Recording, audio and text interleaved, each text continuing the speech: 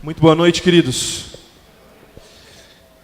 Quero pedir que você abra sua Bíblia comigo, por favor, se você a tem, em Marcos, capítulo 10.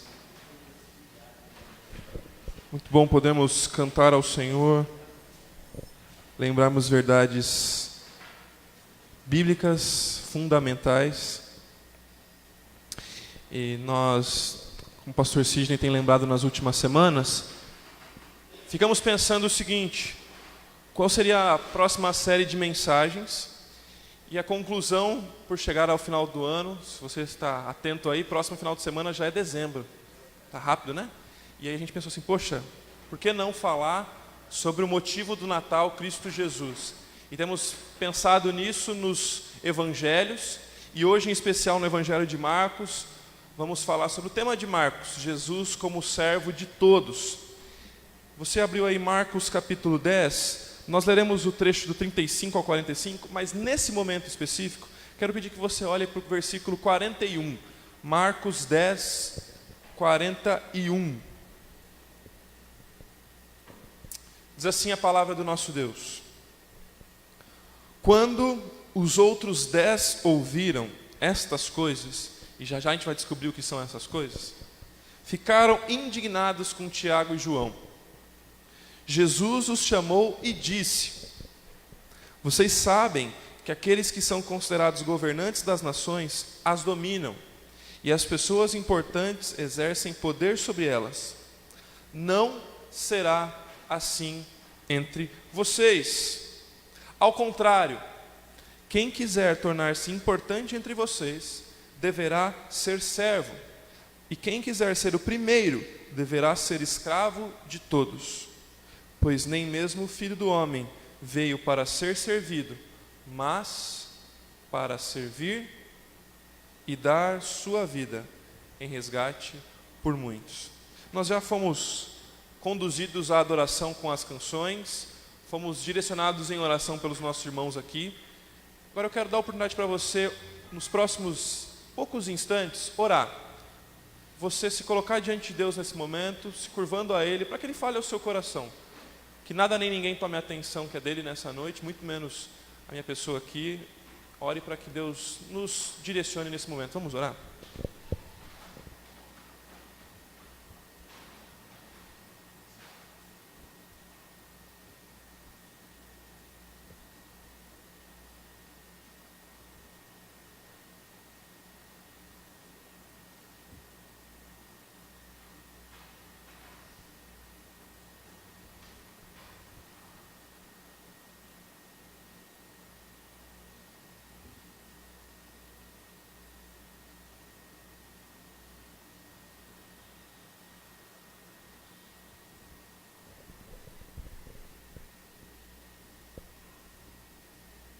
Soberano Deus,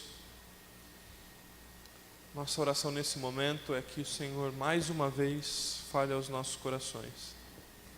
Que a Tua palavra nos direcione mais uma vez a olharmos para Cristo Jesus, o Redentor das nossas almas. Deus, que nada nem ninguém tome a atenção que é do Senhor nessa noite, muito menos eu. Me ajuda a conseguir imitar o exemplo de Cristo Jesus, servindo os meus irmãos agora, ajudando a esclarecer um pouco mais da Tua palavra e que nós possamos ser encorajados a caminharmos mais perto de Jesus e também a servir como Ele fez. Deus, me ajuda a ser claro, a não atrapalhar a Tua palavra, dê entendimento aos meus irmãos aqui e que o Teu Santo Espírito tenha liberdade nesse momento para nos conduzir para onde Ele bem entender. Essa é a nossa oração. Amém. Por acaso, você conhece ou já ouviu falar do Príncipe William? Já ouviu falar? Esse rapaz que está aqui na tela, esse homem formado. Esse rapaz que está aí, ele é membro da família real britânica. Alguns diriam que ele é o queridinho da Inglaterra. Com a sua esposa, a família. Hoje todo mundo gosta do Príncipe William. Minha esposa até segue a esposa dele nas redes sociais. Acho que elas são amiguinhas. Bom, atualmente, ele é o segundo na linhagem de sucessão ao trono da Inglaterra. E há quem diga que ele deve ser logo o próximo rei da Inglaterra, porque todo mundo gosta dele. Bom, o príncipe William, um dos bambambãs da Europa, um grande lá na Inglaterra, ele, alguns anos atrás, em 2009, um bom tempinho atrás, antes mesmo de se casar, ele optou por fazer uma experiência. Ele, além de príncipe, alguém da família real, ele também é alguém envolvido com caridade. Ele faz parte como um dos mobilizadores de uma campanha de caridade. E ele tomou uma decisão, é o que aparece nessa matéria que está aí do lado. Esse site publicou o que aconteceu. O sloganzinho que aparece ali no título da matéria está dizendo o seguinte, que ele tomou uma atitude muito difícil e nada comum para a sua condição real. O que ele está passando ali é que ele decidiu participar de uma noite muito difícil, de um momento muito complicado, junto a moradores de rua em Londres. Ele decidiu passar uma noite lá, no meio da rua, dormindo com os moradores.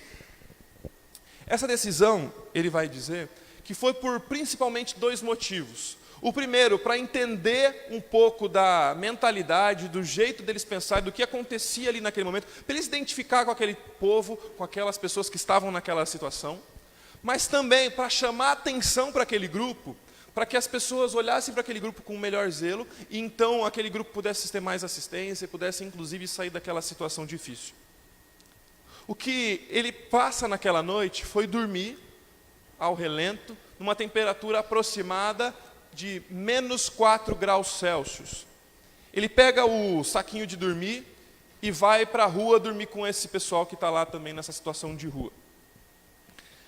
O que ele vai relatar também nessa matéria é que ele se sente, naquele momento, percebendo o seguinte, que por mais que ele passou ali algumas horas, dormiu aquela noite toda, ele não conseguiu ter noção da profundidade, da dificuldade que ele estava vivendo, ou que as pessoas viviam naquele lugar, porque ele passou ali só uma noite, e pessoas passam noite após noite sem ter para onde ir. Essa foi uma das constatações que ele teve naquela oportunidade. Essa história é uma história real, literalmente, nos 2 sentidos. Real porque ela é verdadeira, e real porque é da família real. Mas ela também nos chama a atenção por ser um fato incomum. Por que é uma história incomum?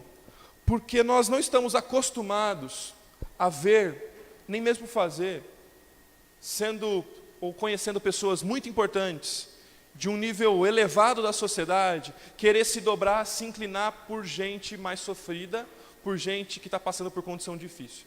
A verdade é que todos nós desejamos posições maiores, estar com pessoas mais importantes, mas não é comum, ou é pouquíssimo comum, ou nada comum, vemos pessoas que descem dos seus pedestais para lidar com gente mais simples, ou para lidar com situações mais difíceis do que elas precisam lidar.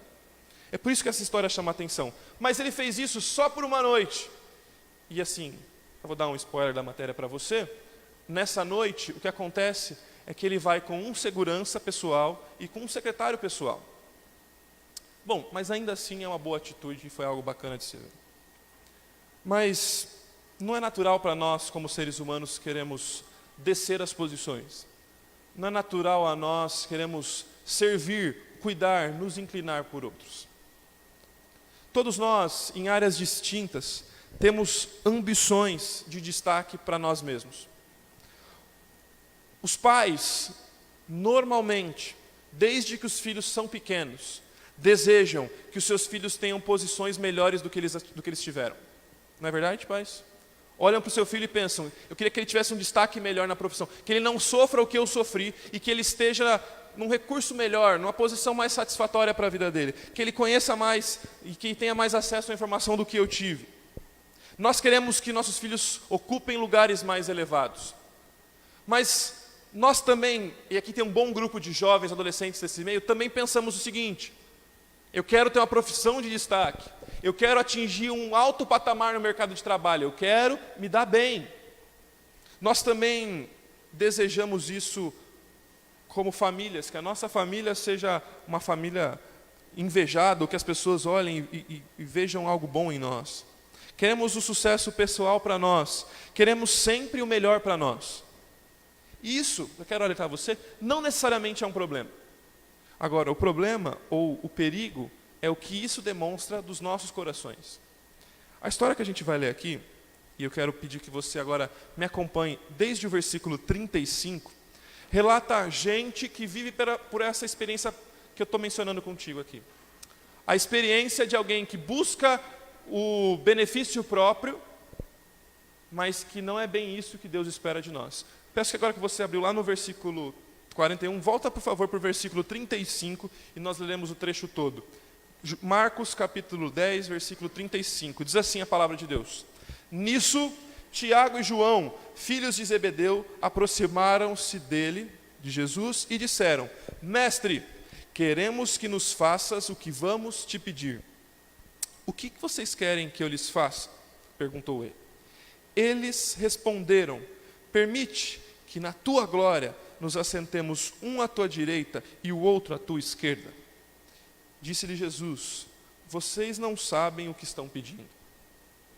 Podem vocês beber o cálice que eu estou bebendo, ou ser batizado com o batismo que eu estou sendo batizado?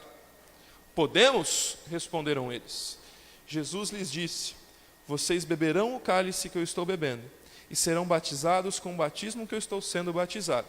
Mas assentar-se à minha direita ou à minha esquerda não cabe a mim conceder. Esses lugares pertencem àqueles para quem foram preparados. Quando os outros 10 ouviram essas coisas, ficaram indignados com Tiago e João. Jesus os chamou e disse: Vocês sabem que aqueles que são considerados governantes das nações as dominam, e as pessoas importantes exercem poder sobre elas. Não será assim entre vocês. Ao contrário, quem quiser tornar-se importante entre vocês deverá ser servo.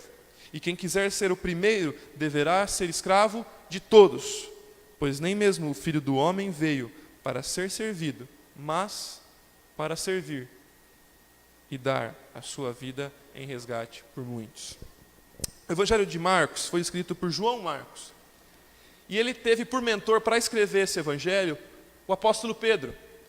Pedro relata a sua experiência e o João Marcos anota tudo isso e vira esse Evangelho aqui. O que João Marcos vai fazer e envia esse material, esse livro está sendo promovido para romanos, ou portanto não judeus, era produzir algo nos leitores, que a fé em Cristo Jesus, com o exemplo que ele dava, deveria gerar neles também um estilo de vida doador, que se esforça por servir outros. Jesus se doa pela humanidade, e isso deveria impactar aquela sociedade para uma transformação de vida e também para uma transformação de propósito. Era então propósito da pessoa que escreveu, do tal do João Marcos, conduzir essas pessoas no seu processo de discipulado, ou seja, de caminhada cristã, para que eles então aprendessem a ser servos, para que eles aprendessem a ser conduzidos por Jesus, a imitá-lo no estilo de vida de cuidado de outros. Bom, por que eu estou dizendo isso para você? Porque enquanto Jesus faz isso, e é relatado isso no Evangelho todo, Jesus também vai mostrar e vai dizer várias vezes que aconteceria algo bastante perigoso.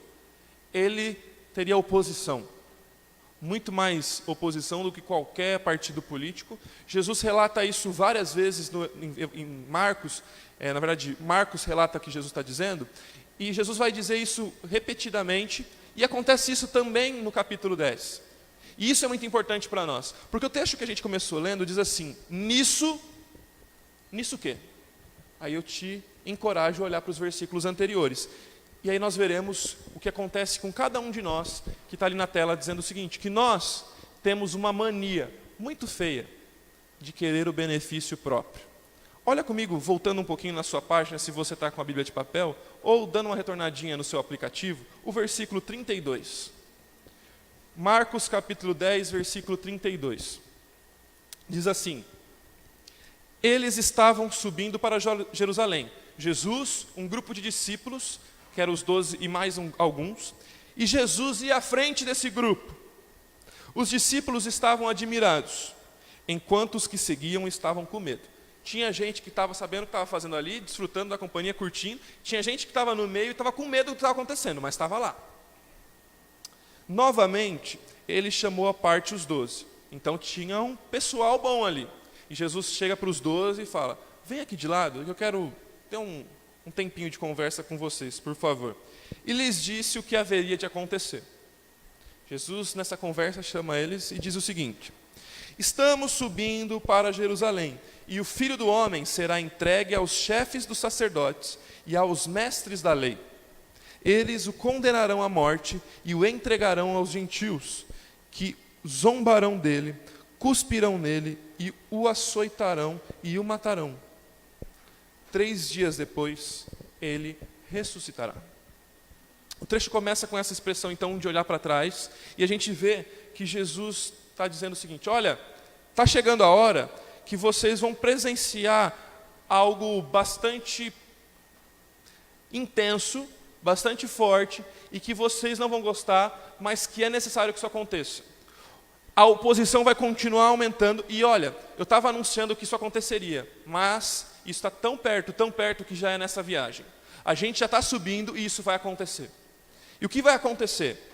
Vai acontecer que vai ter gente que vai se opor tanto a mim, que vai me maltratar, que vai me machucar, a ponto de me assassinar, e vocês vão assistir tudo isso. Jesus está dando um toque para esse pessoal. E começa a dizer que ele vai ser entregue, então, àquela condenação que ele já tinha anunciado, de muito sofrimento. Jesus, então, afirma a sua morte e a sua paixão por esses 12 e por tantos outros, mas que ele vai ressuscitar. O texto não demonstra quanto tempo dura essa conversa e nem quanto tempo dessa parte que termina do versículo 34 até chegar ao versículo 35. Mas eu imagino algo como isso aqui que eu vou contar para você. Eles conversaram entre os 12, terminaram o assunto e eles se dispersaram. E começaram a conversar de outra coisa. Como às vezes acontece aqui na igreja quando a gente está pregando e você começa a conversar com a pessoa do lado. Era mais ou menos isso que acontece. Jesus terminou de falar e aí alguém começou a conversar lá de lado, daqui a pouco. Viu que dispersou um pouquinho. 2 irmãos bastante espertos, Tiago e João, bem ligados na situação, falam assim: Jesus, sabe o que é? Tem uma coisa que faz um tempinho que a gente quer conversar contigo. Você pode vir aqui de lado para a gente conversar? E aí o Tiago e o João começam a falar com Jesus. E eles lá de ladinho, no particular. E aí Mateus, vai relatar essa mesma história e vai dizer que nessa conversa a mãe dos 2 provavelmente estava lá. E eles começam a pedir para o mestre aquilo que a gente chama de cheque em branco.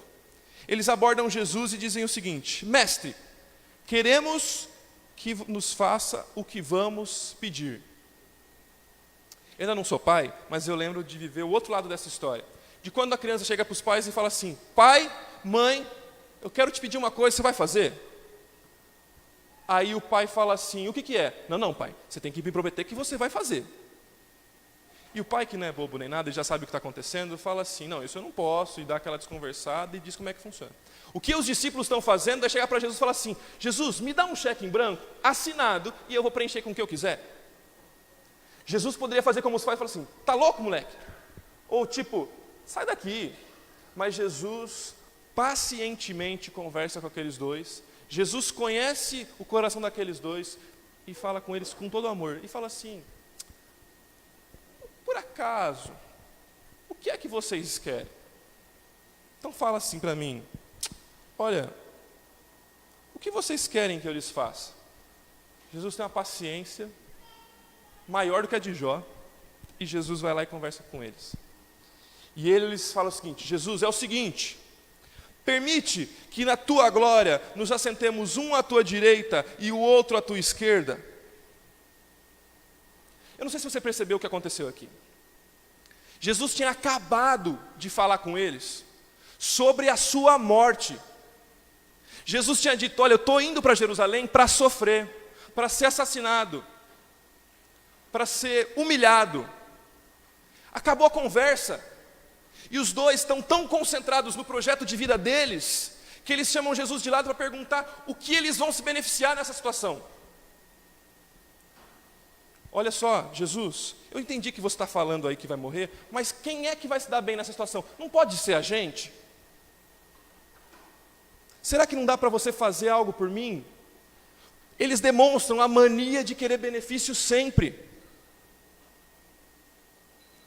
Eles têm a sede por evidência, por destaque, por favor de Deus. Eles nem mesmo se compadecem da dor que Jesus estaria prestes a passar. E logo eles queriam o benefício deles nessa situação. É como se alguém estivesse no leito de morte, talvez o seu papai, a sua mamãe, alguém que você ama muito, e você no leito de morte, vê a pessoa sofrendo, você começa a falar com ela sobre o quê? Herança. O que você vai deixar para mim? Seria algo absurdo, mas esses dois homens fazem isso com Jesus. Eles param tudo para se preocupar com a sua própria vida, com a evidência que eles poderiam ter. O que eles de maneira prática estavam pedindo a Jesus, quando desejaram sentar à direita e à esquerda, era conseguir a maior posição, de maior destaque no universo. O que eles queriam era simplesmente os melhores lugares do universo. Não era uma área VIP de um show, nem a cadeira ao lado do presidente, nem mesmo a cadeira do presidente. Eles queriam sentar ao lado da direita e da esquerda do Rei dos Reis. Eles queriam destaque para eles mesmos. Eles queriam a primeira e a segunda posição de maior honra, evidência e autoridade, porque eles estariam ao lado do trono real do Messias. O que eles queriam era aparecer bem na foto. Se você é mais moderninho, o que eles queriam é que quando todo mundo estivesse tirando foto de Jesus, eles estivessem pelo menos ao lado, já que eles não conseguem ser Jesus. E eles queriam pegar o celular e tirar a melhor selfie daquele evento. Eles querem olhar para Jesus e que as pessoas olhem para Jesus e vejam eles lá. Eles querem destaque. Aí você deve estar na sua cabeça assim, né? Poxa, que dois miseráveis. Duas pessoas muito difíceis. Mas você vai ver lá na tela que está dizendo que nós somos assim. Por que eu acho que a gente é assim? Porque olha só o que acontece na sequência do texto. Não bastasse esses dois miseráveis terem esse sentimento, e Jesus, com essa grandiosa paciência, demonstra isso, ele vai dizer o que vai acontecer daqui a pouquinho.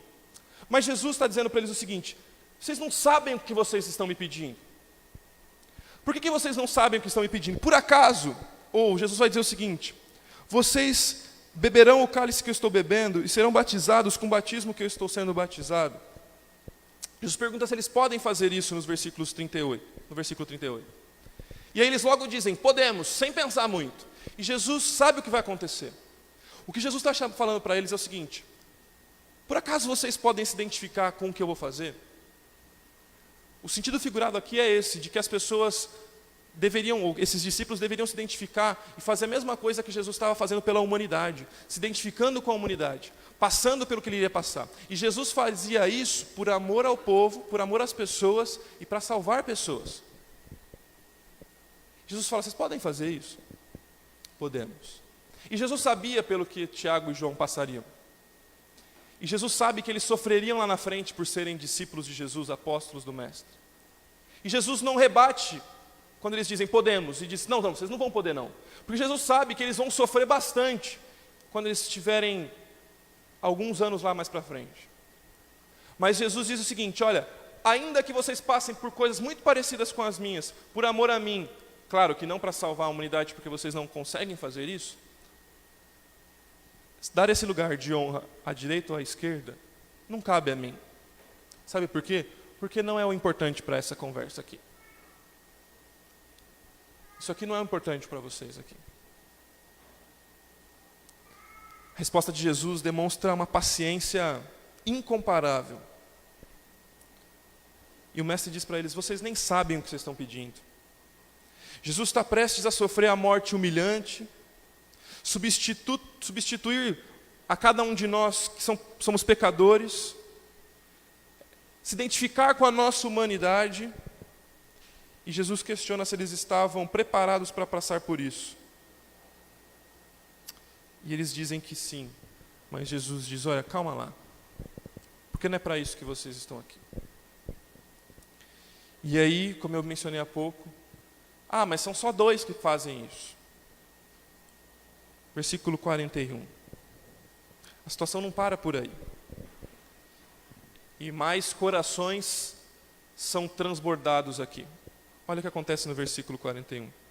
Quando os outros ouviram estas coisas, ficaram indignados com Tiago e João. Aí você deve estar pensando assim, né?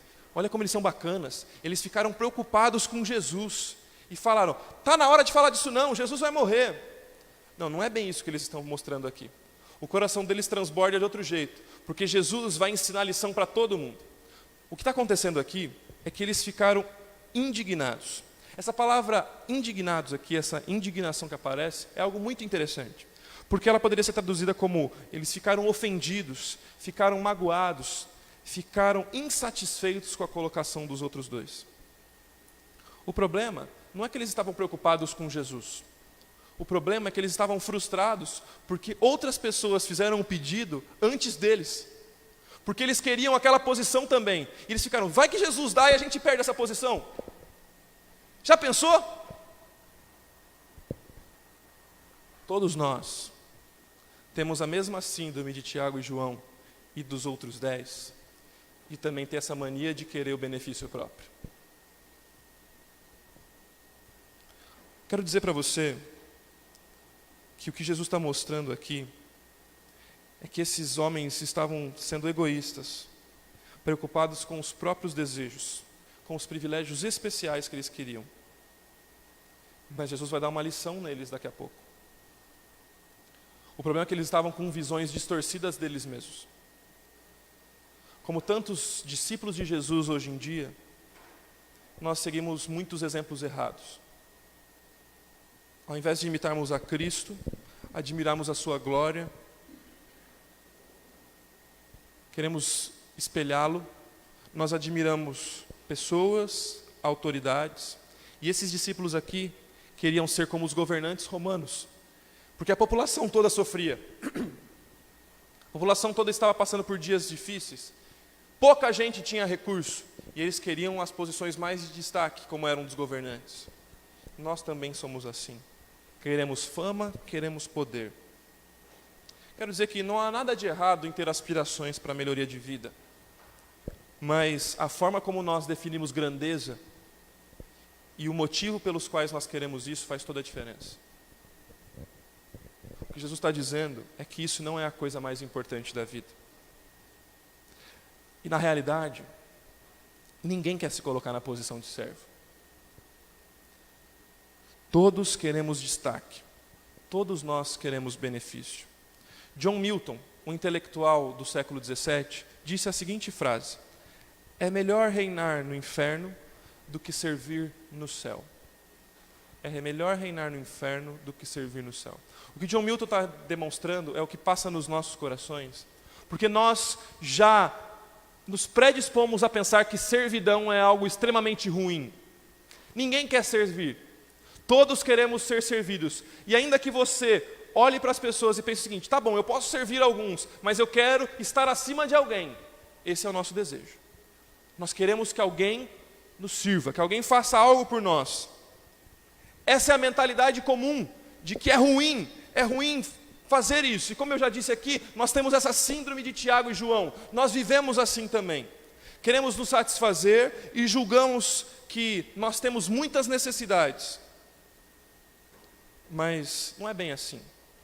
Queremos sempre nos satisfazer e satisfazer aquilo que nós julgamos ser as nossas necessidades. Mas a nossa vida não é sobre nós mesmos. Nossa vida é sobre imitar o exemplo de Jesus e glorificar a Deus. Tem algumas perguntas para fazer para você até aqui. Você também tem dificuldade de focar a sua vida no que é prioridade para Deus? Está priorizando sua carreira, a sua conta bancária, o seu conforto, descanso, férias, amigos? Como a gente cantou aqui, famílias, amigos, muitos irmãos. Está focando tudo isso e deixando Deus de lado? Suas dúvidas e sonhos são focados no seu próprio benefício e destaque? Pensa um pouquinho. Se você tivesse que escolher entre realizar os seus sonhos e os de outra pessoa, você tem o poder de decidir agora. Vai realizar o seu sonho ou de outra pessoa. E o seu vai ser esquecido. Qual opção você escolheria?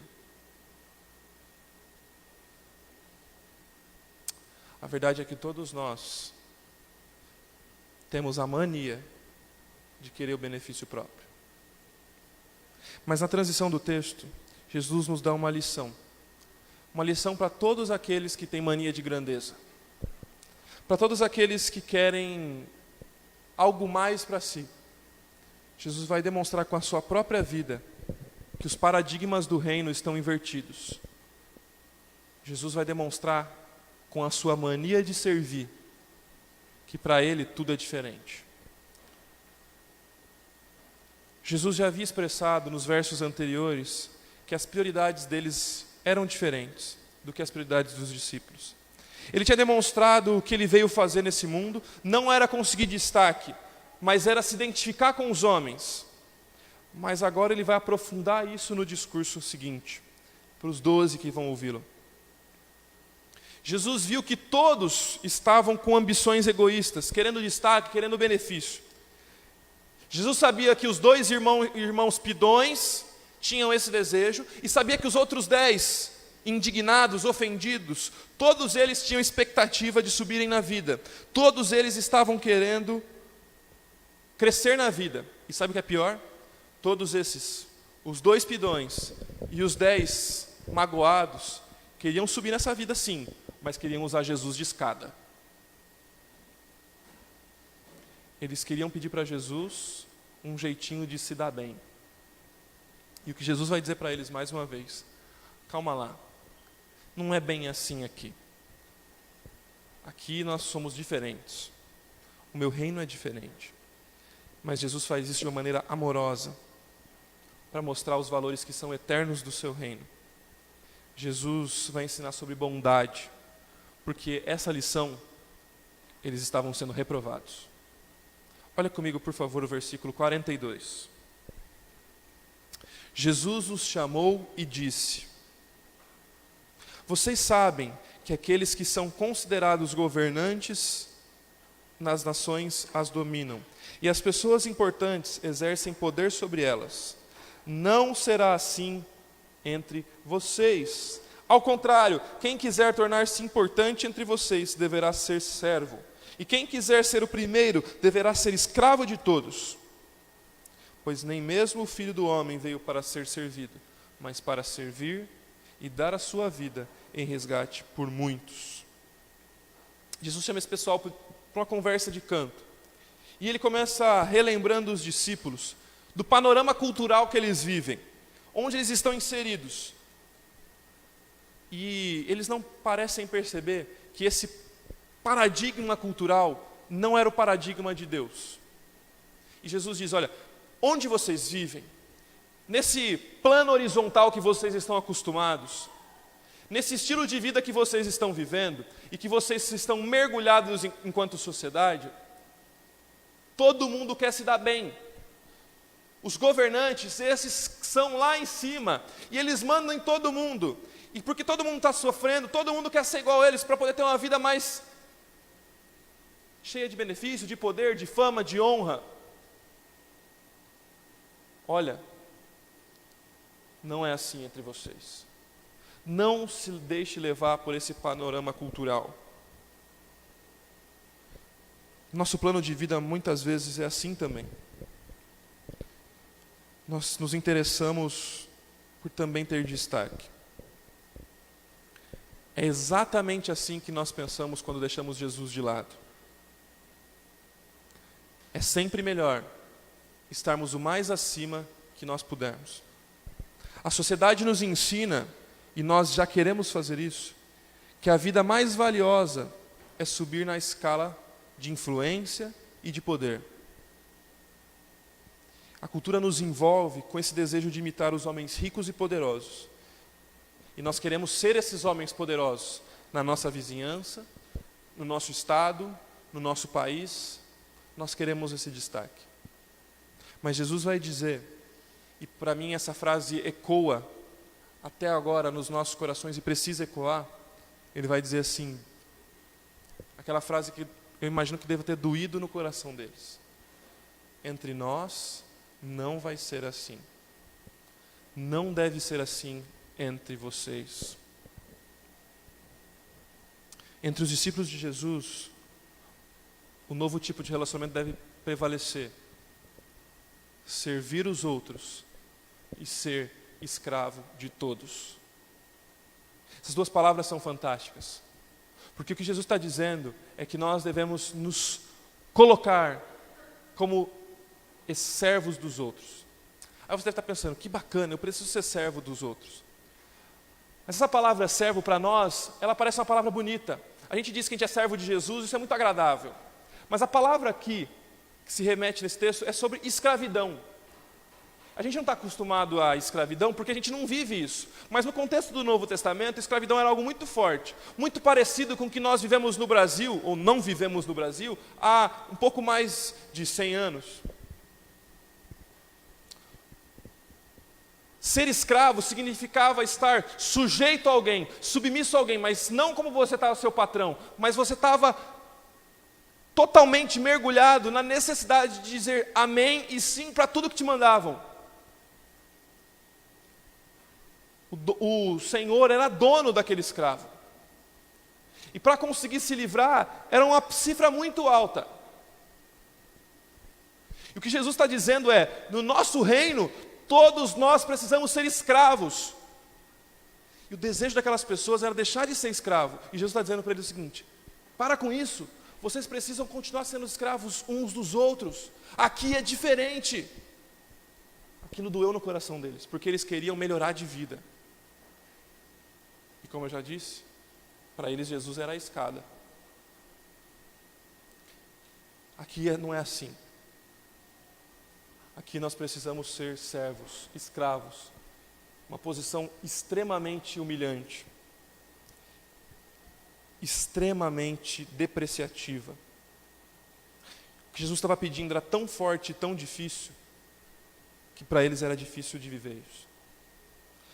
Para Jesus, os valores devem ser totalmente invertidos. A pirâmide de valorização social é o oposto do que nós gostamos e queremos. Para Jesus, quem serve mais, esse sim tem mais destaque. Quem ama mais, esse sim tem mais destaque. Quem se coloca em serviço pelos outros, esse sim é importante para Jesus. O que os discípulos precisavam se concentrar era mais no serviço presente do que com o presente ou com a glória lá no futuro. Eles precisavam se dobrar para também fazer o que Jesus fez. O que Jesus está dizendo é que na igreja, no reino de Deus, o que serve sim é qualificado para governar. No povo de Deus não dá para a gente estabelecer aquilo que é mentalidade secular, porque isso desonra o caráter da igreja e desonra o povo de Deus. A fé não é um ambiente para você consumir ou um lugar para você se dar bem. A religião não é um lugar para você ser o rei do pedaço ou se satisfazer. A verdade é que Jesus inverteu tudo isso, mudando os valores naturais nossos.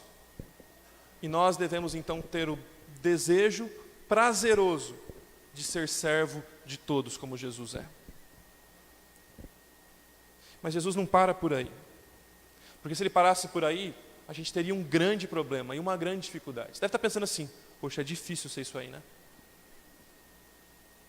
Mas Jesus vai demonstrar com o seu próprio exemplo como é ser servo de todos. Jesus é o maior exemplo de servo que nós poderíamos ter. O Rei Criador do Universo se torna servo de todos. Versículo 45. Pois nem mesmo o Filho do Homem veio para ser servido, mas para servir e dar sua vida em resgate por muitos. A palavra resgate que aparece aqui, ela é bastante interessante. Porque a palavra resgate era o valor pago para que nós pudéssemos livrar, para que alguém pudesse livrar um escravo da sua escravidão. Era aquele valor que se dava, podia ser em dinheiro ou em algum bem, para pagar o Senhor e conseguir aquela carta de alforria.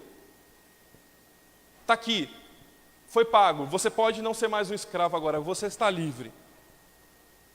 O que está sendo dito aqui é que Jesus, com a sua própria vida, a serviço da humanidade, algo que nós devemos imitar, pagou para que nós não fôssemos mais escravos do pecado. A morte de Jesus substituiu a nossa escravidão ao pecado, para agora a nossa escravidão a Ele. O Cristo sem pecado, voluntariamente, Ele deu a sua vida em resgate de muitos. Ele serviu a toda a humanidade, morrendo por nós. A cruz é o maior símbolo de sofrimento e morte. Mas não é só isso. A cruz também é uma oferta de redenção para as nossas vidas, para que agora nós pudéssemos ter a nossa vida sob o domínio de Deus. O versículo 45 é a chave para entender que Jesus é o servo de todos. Ele faz isso em favor de todos. Se você não se lembrar de mais nada do que eu disse aqui, eu quero que você se lembre dessa frase. Quem não vive para servir, não vive como Jesus. Quem não vive para servir, não vive como Jesus. E aí? Você vive como Jesus? Nós também temos a síndrome de Tiago e João. Também queremos destaque, benefício próprio. Temos a mania de querer tudo para nós, no nosso casamento, no nosso trabalho. Nos frustramos quando não acontece do nosso jeito. Na igreja, inclusive, queremos do nosso jeito. Nós temos a mania de querer o melhor para nós. A mania de sermos servidos. Mas não é assim que deve ser entre nós, é o que Jesus vai dizer. O serviço de Jesus tem um papel de comprovar a sua mensagem, porque Jesus se coloca como servo de todos, e ele faz o seguinte: olha, o que eu estou fazendo por vocês deve ser seguido como exemplo. O próprio Deus, na pessoa de Jesus, se dá por nós. Ele é o servo de todos. Jesus é o grande exemplo de servo que se voluntaria pelos outros. Mas tem uma coisa.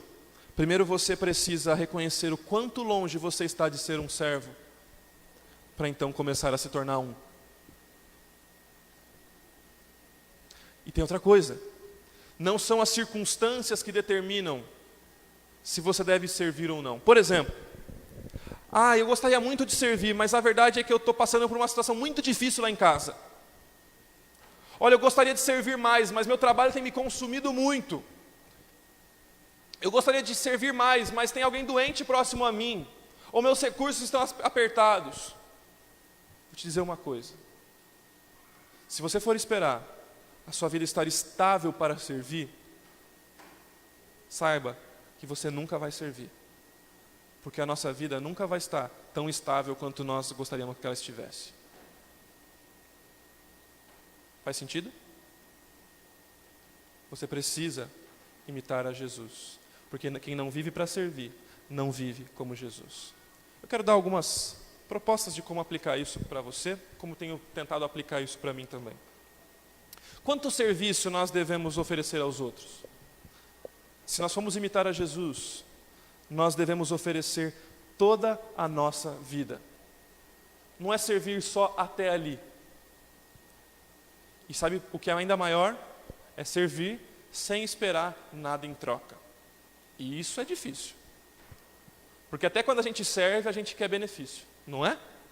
A gente quer reconhecimento, elogios, pelo menos. Não quer ser criticado. Sabe outra coisa? Servir vai custar mais do que você imagina. Sabe, para Jesus servir, custou tudo. Quanto você está disposto a dar para servir a Jesus e aos outros? Vou dizer para você o seguinte: você nunca encontrará descanso na sua vida enquanto você não parar para servir a Deus e aos outros. O que eu quero dizer é que tem gente aqui que está com aquela vida que parece que está patinando. Minha prima mais velha que ele, inclusive, esperta, foi logo e imitou ele. Diz a lenda que este que vos fala, pequenininho, foi imitar os dois. Nesse momento, diz que eu até consegui, e fiquei com as perninhas para cima. Mas diz que eu fiquei assim. Aí o que aconteceu foi um leve desespero familiar. Diz a história também que uma das minhas tias, desesperada ali na hora, resolveu pular na represa. Nem sei se corria tanto risco assim para a minha vida, porque não sei se a represa era muito grande, o pessoal era fácil me socorrer. Mas diz a história que minha tia pulou ali, me agarrou e me tirou. Quando eu penso sobre resgate, eu penso nessa cena. Eu penso que Cristo Jesus pulou no mar que todos nós estávamos nos afogando para nos resgatar.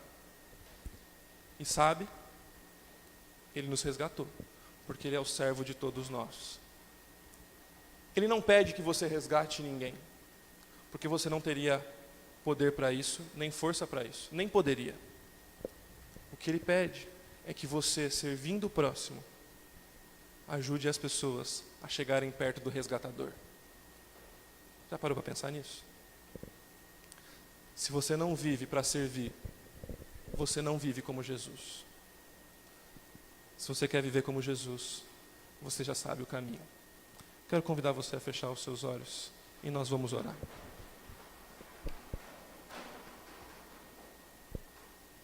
Santo Eterno Deus, que privilégio temos de conhecer a Tua graça.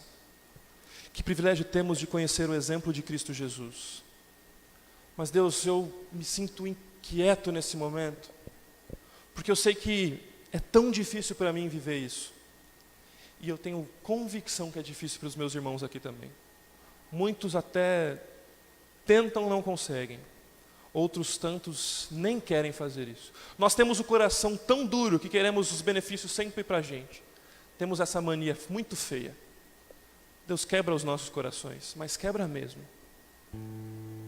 E nos ajuda a nos submetermos à Tua santa vontade.